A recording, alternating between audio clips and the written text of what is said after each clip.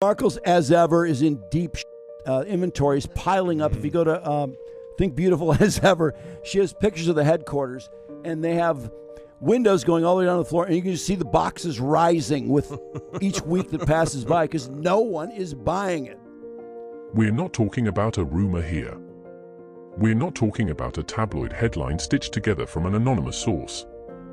We're talking about a state attorney general's office, a non-profit watchdog that's been asking the same question in writing for 2 straight years, and a set of government contracts with the actual dollar figures blacked out. That's not gossip. That's paperwork. And paperwork doesn't need an agenda to be damning. It just needs to be read. Here's a number for you. $63 million. That's what a set of government contracts say it cost to run a single wounded veterans competition in 2025. Now here's a second number. 2. That's how many people sit on the board of the charity at the center of Meghan Markle and Prince Harry's philanthropic empire. Not 20. Not 10. 2. And one of those 2 people is married to the other.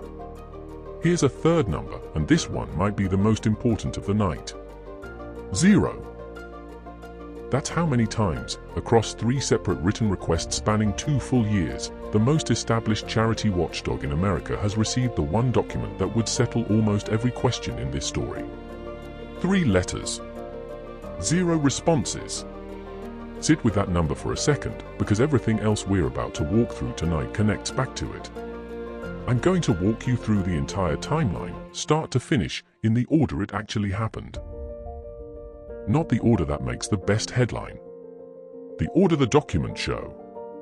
Because once you see these dates lined up next to each other, you're going to understand why California's charity regulators got involved, why the most respected charity watchdog in America still hasn't received an answer to a letter they first sent in January of 2024, and why a $63 million government contract for veterans now has a redacted line item that nobody outside a small circle has ever been allowed to see. And I want to be upfront about something before we go any further, because it matters for how you weigh everything that follows. I'm not going to tell you what was in anyone's head. I can't do that, and neither can anyone else covering this story, no matter how confident their delivery sounds. What I can do is show you the filings, show you the dates, show you the letters that went unanswered, and let you draw your own conclusion. That's the difference between a story built on documents and a story built on assumptions.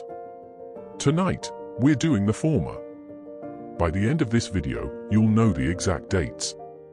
You'll know the exact dollar figures. You'll know which document the state of California is still waiting on right now, in 2026, years after they first asked for it. And you'll understand exactly why one name in this story has managed to stay almost entirely out of the headlines, while another name has taken every single hit in the press. Stick with me, because this is a story that unfolds like a legal case, not a soap opera, and legal cases are built one date at a time, not one dramatic accusation at a time. She married him. That's all that happened. She did not do anything to become a spectacular business person. She married him, bought jam, tripled the price, sold it, pretended it was sold out really fast. Excuse me, she had a successful podcast. We're going to move through 5 distinct pieces of this puzzle tonight. The timeline that started it all, the boardroom and the missing audit, the December restructuring nobody outside the filings noticed, the veterans program with the redacted contract, and finally, the corporate exit that ties every piece together.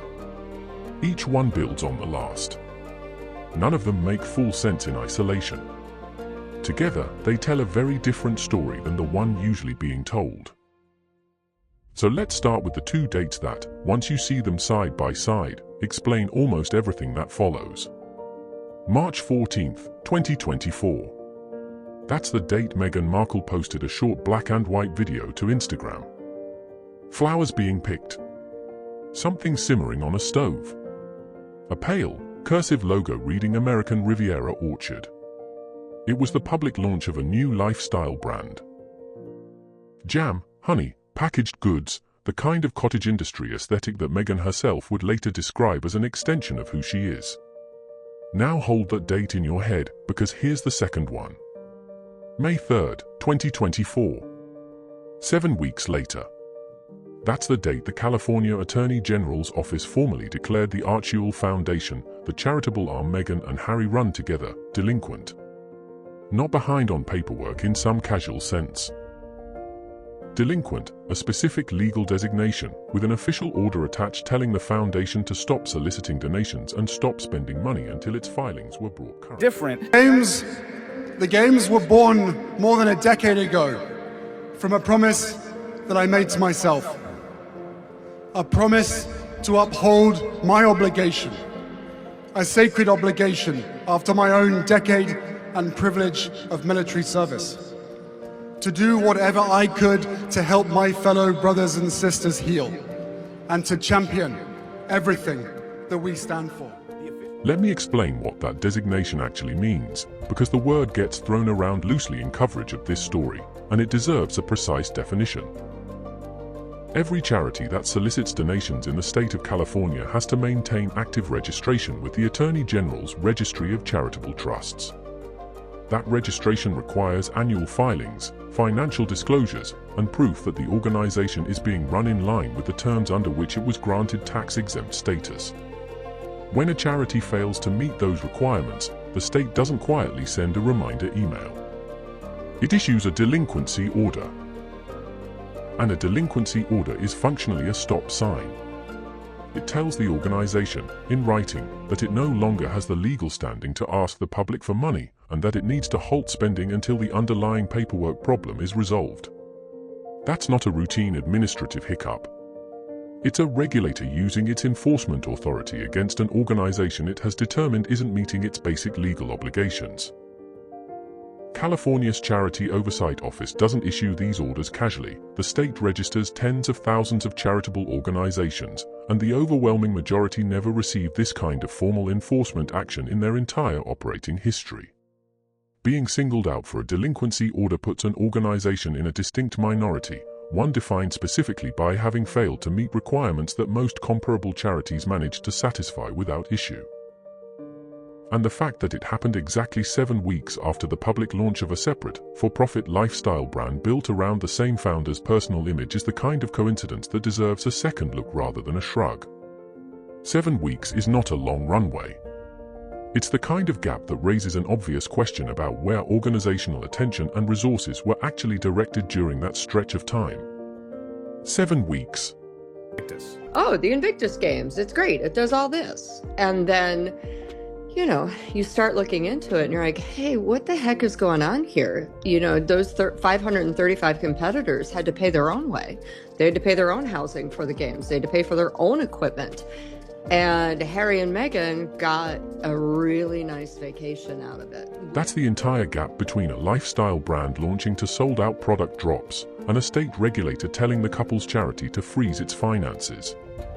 And I want you to notice something about how this story usually gets told, because almost every channel covering this puts Harry's face on the thumbnail. Harry's name in the title. Harry taking the questions about the $63 million Invictus figure like he's the only person in this story. But Harry didn't build American Riviera Orchard. Harry wasn't the one filming that Instagram video. And when you actually open the filings, when you actually read who sits on the board of the charity being investigated, the picture looks very different from the one most coverage is showing you. Think about the incentive at play here for a second. Harry is a name the public already has strong feelings about, one way or another. A former working royal, a memoir, a Netflix documentary series, a very public rupture with his family. His face generates clicks whether the story is fair to him or not. Meghan, by contrast, has spent the last several years positioned as the entrepreneur, the founder, the one building something new and forward-looking. That framing sells a very different kind of story. It's a redemption arc, not an investigation. And redemption arcs don't ask hard questions about who's actually listed on a charity's board of directors. But documents don't care which narrative is more comfortable. And when you pull the actual filings, not the press coverage of the filings themselves, the person whose name appears attached to the commercial brand that never missed a beat, and the person whose name appears on the board of the charity that missed 2 consecutive regulatory deadlines, are the same person. That's not an attack. That's just what the paperwork says. Hi, viewers. Before we go further, I want to ask you something, because I think it matters for how you watch the rest of this. When you picture this story, whose face do you see first? Drop it in the comments, because by the end of tonight I think a lot of you are going to change your answer. Before we go further, it's worth understanding briefly who we're actually talking about, because the rest of this story only makes sense with that context in place. Meghan Markle built a career as an actress, most widely known for her role on the television series Suits, before her 2018 marriage to Prince Harry brought her into the British royal family. Harry, a former working member of that family and a British Army veteran who served 2 tours in Afghanistan, founded the Invictus Games in 2014, drawing directly on his own military service and his experience competing in adaptive sports events for wounded service members. In 2020, the couple stepped back from royal duties entirely and relocated first to Canada and then to Montecito, California, where they've since built a combined media, commercial, and philanthropic operation under the Archewell name. That's the operation whose paperwork we're about to walk through. Here's what the documents actually show. The Archewell Foundation's own public filings list exactly 2 board members: Meghan and Harry. That's it. No independent trustee. No outside financial officer. No third voice in the room whose entire job is to look at a spending decision and be legally empowered to say no. And that's not my interpretation, that's the finding of Charity Watch, one of the most established non-profit watchdog groups in the country, who reviewed the foundation structure and put their conclusion in writing. We'll get to their exact language in a moment, because it's blunt. But first, sit with the structural fact itself, because it's worth understanding why non-profit governance experts consider this such a significant red flag. The games were born more than a decade ago from a promise that I made to myself. A promise to uphold my obligation, a sacred obligation after my own decade and privilege of military service. To do whatever I could to help my fellow brothers and sisters heal, and to champion everything that we stand for. Standard non-profit best practice, the kind taught in every board governance training seminar in the country, calls for an odd number of directors, typically 5 or more, with a majority of those directors being independent, meaning they have no financial or familial relationship to the founders. The entire logic behind that structure is simple. It creates a body of people who can review spending decisions objectively and who have the legal standing and the personal distance to say no when a decision doesn't serve the charity's mission. A 2-person board made up of a married couple removes that safeguard entirely. There is no independent review. There is no majority vote that could ever go against the founders, because the founders are the only 2 votes that exist. If one founder wants to spend the back half of a year building a separate commercial brand instead of running the charity day to day, there's no board member position to challenge that. The only other person at the table is her husband. And when the only oversight mechanism in an organization is a spouse, you don't have independent governance. You have a household with a tax exemption attached to it. That's not a scandal by itself. Small charities run lean boards all the time, especially in their early years, before they have the budget to bring on outside directors. But a lean board only becomes a real problem once the money attached to it starts moving in a direction nobody can explain. And that's exactly what the 2024 filing shows next. Here are the numbers straight from the foundation's own disclosures. Money coming in during 2024, $2.1 million. Money going out, $5.1 million. That's a $3 million shortfall in a single calendar year, spending more than double what came in the door. Let that sink in for a second. This isn't a charity that ran a modest deficit while weathering a difficult fundraising year. It spent over double its annual revenue in an organization with no independent board member position to ask why. And this isn't a charity that's always struggled to raise money either, which makes the 2024 numbers even harder to explain away as simple bad luck. In 2021, the year the foundation launched with enormous public attention following the couple's departure from royal duties, it pulled in roughly $13 million. That's a massive opening year by any non-profit standard. By 2022, that number had collapsed to about 2 million, an 85% drop in a single year. Across the 3 years after that opening surge, 2022 through 2024 combined, the foundation raised a total of approximately $9.5 million. Less, all 3 years combined, than what it brought in during that single first year alone. That's not a slow decline. That's donor interest falling off a cliff, and a charity structure that kept spending as if the cliff wasn't there. Ask yourself what that pattern usually indicates in the non-profit world. Typically, it means the initial wave of goodwill donations, the people willing to give money on reputation and promise alone, has been spent, and what's left is whatever ongoing, hard-won support the organization can generate on the strength of its actual programming. And if the actual programming isn't generating enough independent donor interest to sustain the operation, that's exactly the kind of structural problem an independent board member would be expected to flag. There wasn't one. So where did the money that was raised actually go? In 2023, the foundation brought in just over $5 million. Of that, roughly $1.3 million, a little over a quarter of total revenue, reached anything resembling direct charitable programming. The rest covered staffing, consulting, operations, and travel, including trips connected to the couple's public appearances abroad, among them visits to Nigeria and Colombia that drew significant press coverage at the time. Now, to be fair, no non-profit spends 100% of its revenue directly on programming.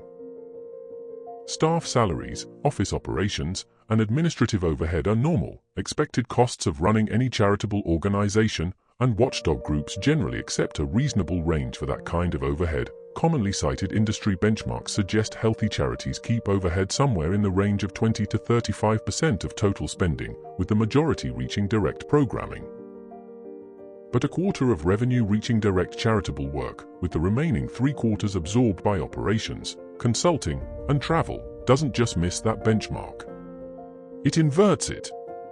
Instead of the majority of donor money reaching the mission and a modest share covering overhead, the overwhelming majority is covering everything except the mission, and only a small remainder actually reaches the people the charity claims to serve. That's the kind of ratio that shows up in Watchdog reports as a serious red flag, not a rounding error. A publicist quoted on the coverage of the foundation, Brian Glicklich, put the public perception plainly, describing how the operation reads to outside observers as functioning like a publicity mechanism for the couple rather than a traditional charitable body. That's a hard read.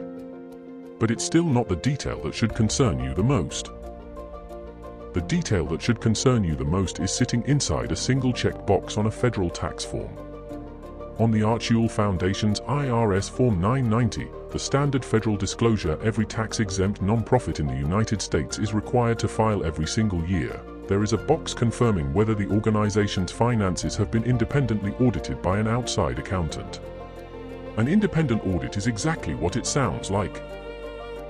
A licensed accounting firm, with no financial stake in the organization, goes through every dollar in and every dollar out, and produces a formal opinion on whether the books are accurate. It's considered the gold standard of non-profit financial transparency, and it's specifically designed to answer the exact questions this story keeps raising. Archewell checked the box marked yes. Fine. That's a simple, verifiable claim, and one that should be easy to back up with a single document. So Charity Watch did the obvious thing. They asked to see it. January 22, 2024, Charity Watch sends a written request asking for a copy of the independent audit. No response. December 6, 2024, nearly a full year later, a second written request. No response.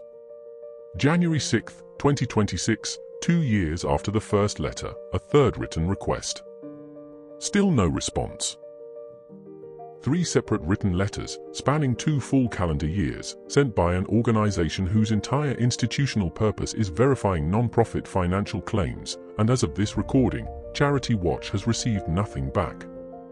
Not a document. Not an explanation. Not even a form letter acknowledging the request was received. Now think about what that actually means, because there are really only 2 possible explanations, and it's worth walking through both of them fairly. Possibility 1. The audit is exactly what was claimed, completely clean, and there's simply an administrative oversight explaining why it's never been sent 3 separate times, across 2 years, to the one organization whose entire job is checking this specific claim.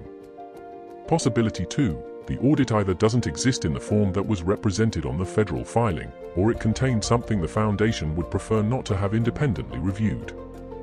Neither of those explanations is comfortable. But one of them has to be true, because a document either exists and gets sent, or it doesn't.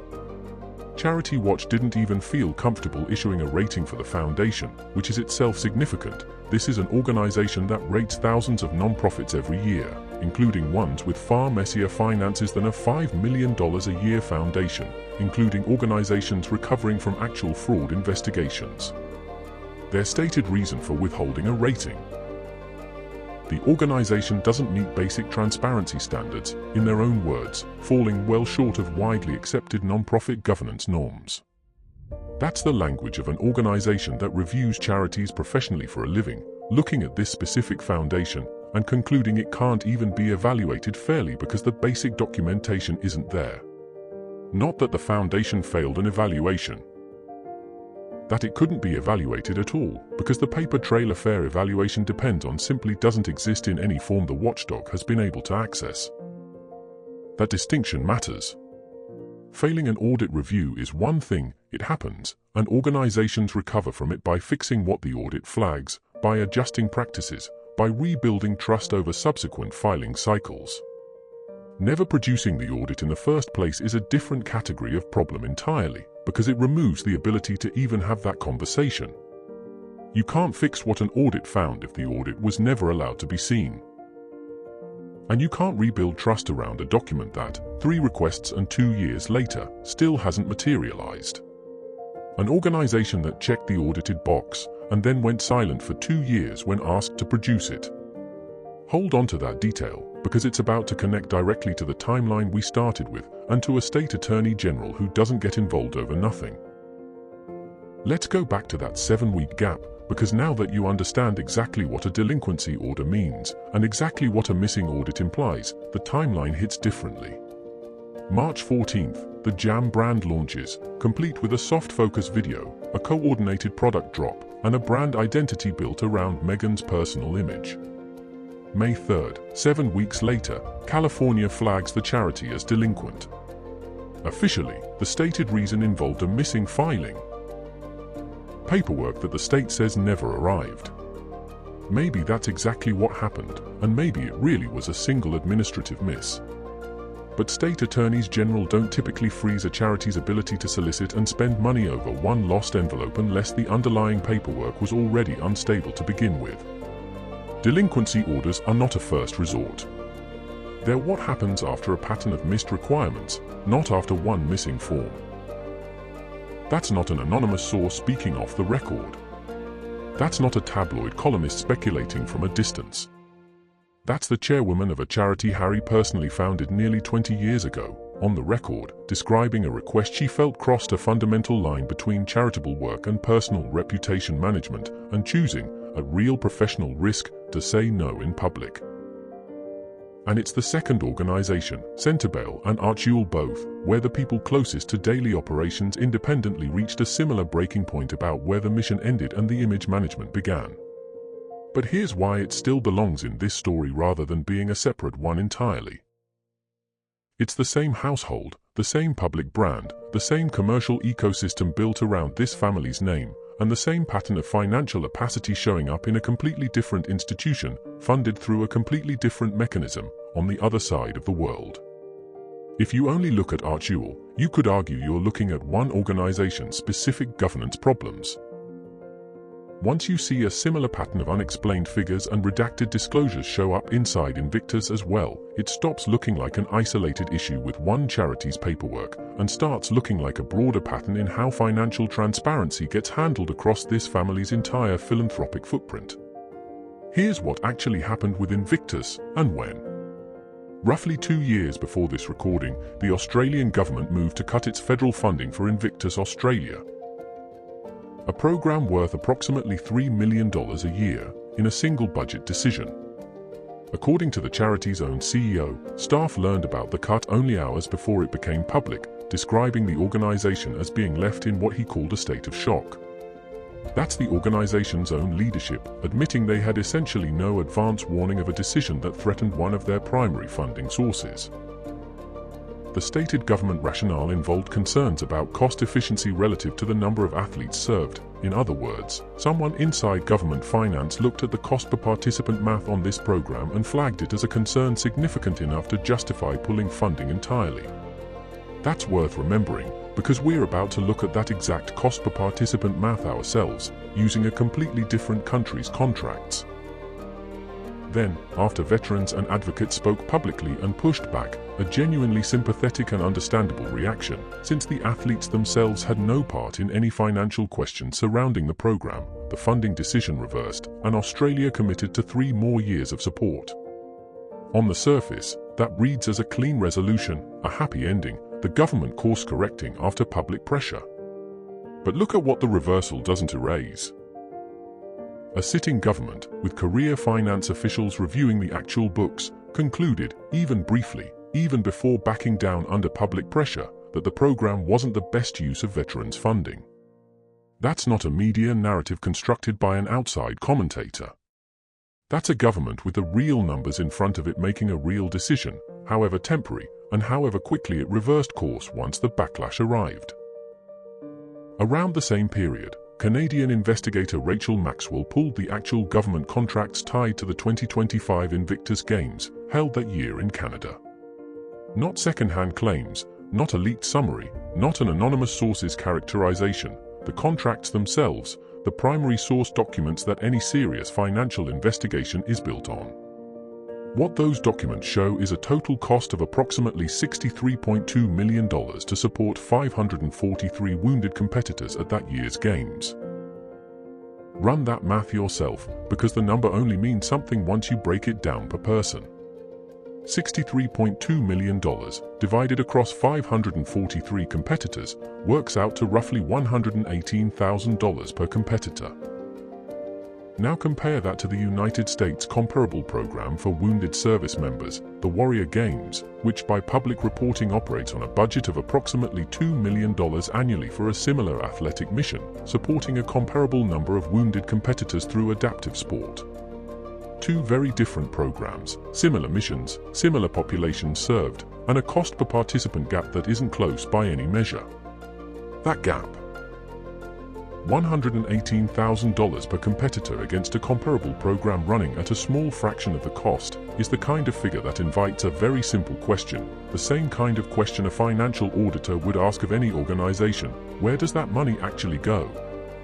What, specifically, costs 60 times more per person than a directly comparable program run by a different country? And this is where the story gets its most opaque data point yet. Inside that same set of Canadian government contracts, there's a licensing fee paid from the Games Organizing Corporation to the Invictus Games Foundation itself, a fee for the use of the Invictus name and brand, structured as a standard licensing arrangement. The size of that fee is redacted, blacked out, unreadable, inside a contract funded entirely by public money. So now we have 2 separate institutions, run by the same 2 people, both drawing formal scrutiny in the same general window of time: a charitable foundation with a missing audit, a shortfall that doubled its revenue, and a lapsed state registration filed twice in 2 years, and a Veterans Games organization with a per-athlete cost 60 times higher than its closest comparable program, and a redacted licensing fee sitting inside otherwise public government paperwork. Neither of those facts, on its own, proves intent. Cost overruns happen. Confidential contract terms happen. Regulatory lapses happen to charities that are simply disorganized rather than dishonest. But together, layered across 2 separate institutions, 2 separate countries, and 2 separate funding mechanisms, they form a pattern that regulators, watchdogs, and independent investigators keep circling back to, rather than moving on from. And there's one more piece of this puzzle that ties the charitable side directly to the commercial side, the piece that finally shows why all of this matters beyond the world of non-profit paperwork, because right as all of this scrutiny was stacking up across both the charity and the Games Foundation, the single biggest corporate partner behind this family's commercial ventures made its own quiet exit. That's where we're headed next, and it's the piece that finally connects every thread in this story into one picture: the charity, the Games Foundation, and the brand, all showing signs of the same underlying strain at almost exactly the same time. Let's close the loop, because every thread in this story eventually leads back to the same place. Money, and who was still willing to put more of it in, and at what point even the most committed corporate partners decide the risk outweighs the reward. March 6, 2026. Netflix, the streaming partner behind a reported $100 million deal that has functioned as the financial engine underneath much of the couple's Montecito-based ventures since 2020, withdrew its investment from Meghan's as ever brand. According to reporting on the deal, Netflix returned unsold inventory and ended its involvement in the brand's commercial operations. This is the same corporate relationship that funded the couple's documentary series, that underwrote a significant share of their post-royal commercial identity, and that industry observers had long treated as the single most stable pillar of their entire business operation. A partner that size doesn't walk away from a commercial arrangement without a business reason, and it doesn't do so quietly unless it's trying to avoid drawing attention to why. Follow that chain all the way through, start to finish, because this is the entire picture in one sequence. The charity's donor base had already been shrinking for years, down from a $13 million opening year to under $2 million within 12 months. The Archewell Foundation's own state registration had lapsed twice, in 2024 and again in 2025. The independently audited claim on a federal tax form still had no audit behind it, 3 letters and 2 years later, with Charity Watch unable to even issue a rating. A veterans games program on another continent had a redacted licensing fee inside a public contract, and a per-athlete cost 60 times higher than its closest comparable program. Senior staff, from the executive director to the chairwoman of a separate charity entirely, had independently walked away or refused to cross the same line. And now, in early 2026, the corporate partner most closely tied to the commercial side of the operation had also stepped back. None of that proves what was in anyone's head when these decisions were made. I can't read minds, and neither can anyone reporting on this story, no matter how confident the headline sounds, no matter how many exclamation points end up in someone else's title. But documents can be read, and dates can be lined up, and what the documents and the dates show, laid end to end, is a pattern that repeats across 5 straight years, across 2 continents, and across 3 entirely separate institutions. So here's where this leaves us, and here's the honest version of the question worth asking, the version that doesn't require pretending to know something no outside observer can actually know. The Archewell Foundation checked a box claiming an independent audit exists. As of this recording, that audit has never been produced for the one organization whose job is to verify it, despite 3 separate written requests across 2 years. California's most recent filing on record only runs through the end of 2023, meaning the public record on a multi-million-dollar operation is currently over 2 years stale. A government contract funding a veterans program has a licensing fee figure that the public isn't allowed to see, inside a program that costs 60 times more per athlete than its closest comparison. If everything in these filings is exactly as it should be, the simplest explanation is usually the most boring one. Paperwork gets delayed, audits take time to finalize, contracts redact routine commercial terms for entirely mundane reasons. Organizations run by busy people with complicated public lives sometimes just fall behind on compliance deadlines without anything sinister behind it. That's a real possibility, and it deserves to be taken seriously rather than dismissed for the sake of a more dramatic story. But simple explanations are supposed to be easy to confirm once someone actually asks.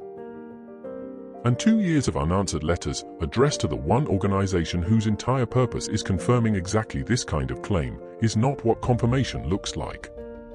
It's the opposite of it.